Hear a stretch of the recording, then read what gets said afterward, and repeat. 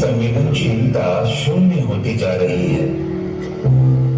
इसी का परिणाम है कि खामोश पेड़ों की चीखों को हम सुन नहीं पाते।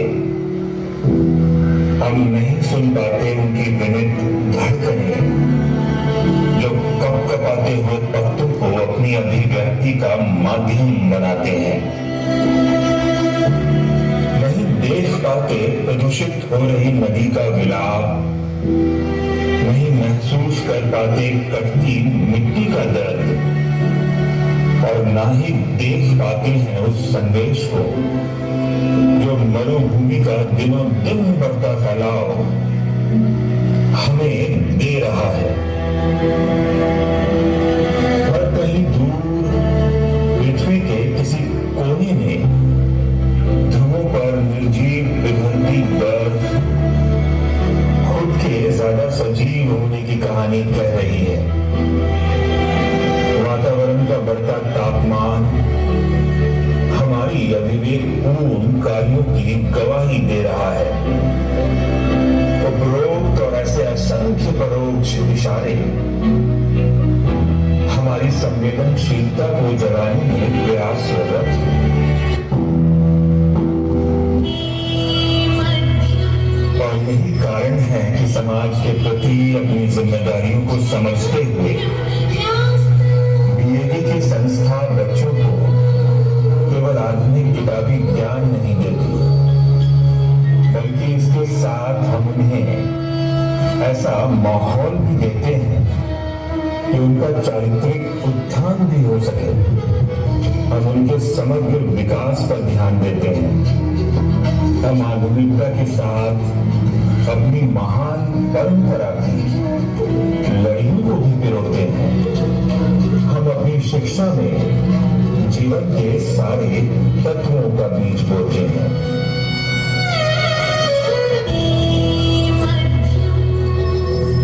शिक्षा में हमारी प्रकृति का हर तत्व विद्यमान है।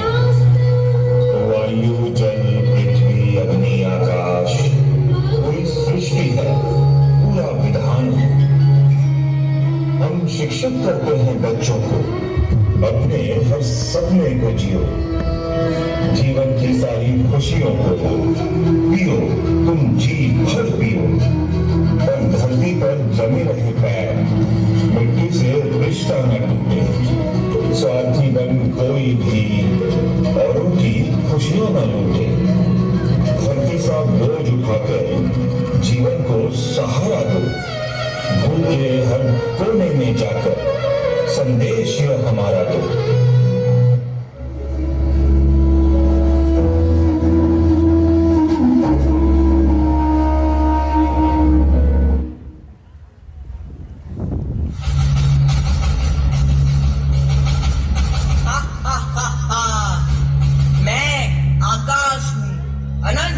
असीम, ना मेरा कोई आधार है, ना मेरी कोई दीवार।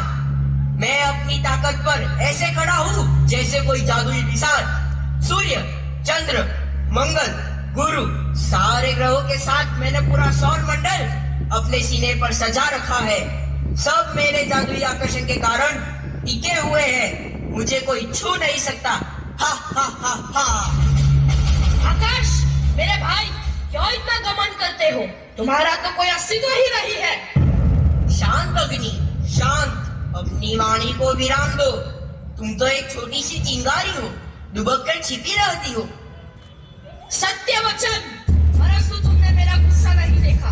यदि किसी ने मुझे छेड़ा तो मैं सबको जलाकर खाक कर देता। मुझे क्रोधित मत करो आकाश, अन्यथा मेरी लपटें तुम्हारी तरफ उठकर तुम्हें व्यथा पहुंचा सकती है। तुम आग के साथ साथ रोशनी भी देते हो, आहार पकाने में भी अपना योगदान देते हो, परंतु मेरे सूरज और चांद के आगे तुम्हारी रोशनी जुगनू से बढ़कर नहीं है, समझे? मैं चाहूँ तो सारे विश्व को राख के ढेर में बदल सकता हूँ। देखना है तुम्हें? अरे अग्नि, मेरे बिना तुम कुछ नहीं कर सकते। मेरे बिना क्या तुम प्रकट हो सकते हो? मेरे बिना क्या एक कदम भी चल सकते हो? अग्नि, वायु का कोई उत्तर है तुम्हारे पास? आकाश भैया, तुम्हारी पहचान भी मैं हूँ। घमंड ना तो तुम्हारा अच्छा है, नहीं अग्नि का। मैं तुम्हारे आसपास रहता हूँ इसलिए तुम आकाश कहलाते हो, वरना तुम तो हो ही नहीं। फिर भी मैं हूँ। मेरे कारण मैं अर्थात जल हूँ। मेरी सतह पर आकाश भैया तुम्हारा प्रतिबिंब लहराता है और मैं नीले समुंदर होकर गरजता हूँ। यही नहीं, सजीवों, पेड़ पौधों, ताल, नदियों को जीवित रखता हूँ। मेरी एक बूंद संजीवनी है। यदि मैं नहीं होता तो सर्वनाश हो जाता। जानते हो, वायु की तरह चल। तू भी अहंकार की भाषा बोलता है। यह अहंकार नहीं है अग्नि, मेरी शक्ति है। तुम जब भी गुस्से में आपा खो बैठे हो तो तुम्हें शांत नहीं रख पाता हूँ, यह मत भूलो। वह तो अपनी दोस्ती के कारण जल भैया। ठीक है, मैं दोस्ती के कारण तुम्हें मैं अपने भीतर रखता हूँ। नहीं जल भैया, मैं तुम्हारी संरचना का ही एक हिस्सा हूँ। प्राणवायु नहीं होता तो तुम होते क्या? तो फिर तुम अग्नि का विस्तार करने में सहाय क्यों करते हो? मैं तुम्हारी यानी जल और अग्नि की दुश्मनी भली भांति जानता हूँ। फिर भी आप दोनों का स्वतंत्र अस्तित्व है ना? आप सभी का कोई स्वतंत्र अस्तित्व नहीं है। अगर मैं न होती तो आकाश को आदर कौन देता? मैं पेड़ पौधे नहीं उगाती तो वायु की मजाल थी उगाने की। और जल, मैंने तो तुम्हें 3/4 हिस्सों में बांध कर रखा है। यही नहीं, अपने भीतर भी पहना दी है, समझे? और अग्नि, तुम तो गर्व करो ही मत। तुम्हारी जगह तो मेरे 2 छोटे पत्थरों की नोक पर है। जरा घर्षण हुआ नहीं कि चिंगारी बनकर निकल पड़ते हो। चिंगारी को अग्नि तो मैं बनाता हूँ। उसे बुझाता मैं हूँ। इसकी लपटें मैं अपने में समेट लेता हूँ। यदि मैं ही न होती तो क्या यह संभव था? मैं अनंत हूँ, मैं ही महान हूँ। नहीं, मुझमें सबको राख करने की शक्ति है। मेरी इस शक्ति को छीनने की ताकत मुझ में है। यदि मैं चुपचाप बैठ गया तो सोचो क्या हाल होगा। आप सब अहंकार से ग्रस्त हो। अपनी अपनी शक्तियों पर घमंड है आपको। क्या आपको यह गर्व करना उचित है? कौन कौन हो आप? मैं आत्मा, अजर अमर आत्मा। आत्मा? अजर आत्मा? हाँ, नैनम छिन्दति शास्त्राणि, नैनम दाहति पावकम्, न चैनम क्लेदयन्त्यो, न शोषयति मारुतः। अर्थात अग्नि जला नहीं सकता, जल ढीला नहीं कर सकता और वायु सुखा नहीं सकता। अब क्या नया? परंतु तुम तो एक शरीर हो। नहीं, मैं शरीर नहीं हूँ। तो कौन हूँ? मैं आत्मा हूँ जो आप सब में निवास करता हूँ। हमारी तो कोई आत्मा नहीं है। यह शरीर, मानव शरीर जो पंच तत्व से बना है, वह पंच तत्व आप ही तो हो। आकाश, अग्नि, वायु, जल और पृथ्वी। परंतु यह शरीर तो नाशवंत है। नाशवंत नहीं, परिवर्तनशील है। वह पंच महाभूत में विलीन होकर फिर एक नया शरीर धारण करता है। मैं शरीर के साथ आपको भी राख कर देता हूँ। अशांत जिणोनि यथा विहार, नवमी गृणाति नरो पराणि, तथा शरीराणि विहाय जिन्ना, न्यन्यानि संपाति नवानि देहि। अर्थात मनुष्य जिस प्रकार पुराने वस्त्रों को त्याग कर नए वस्त्र धारण करता है, इस प्रकार मैं भी जीर्ण शरीर को त्याग कर नए शरीर को धारण करता हूँ। इसलिए आत्मा अमर है।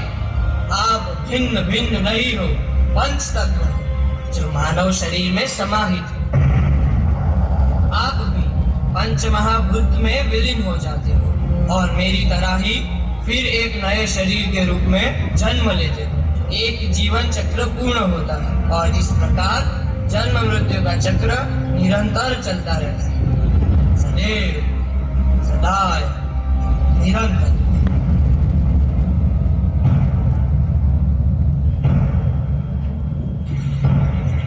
soulful performance.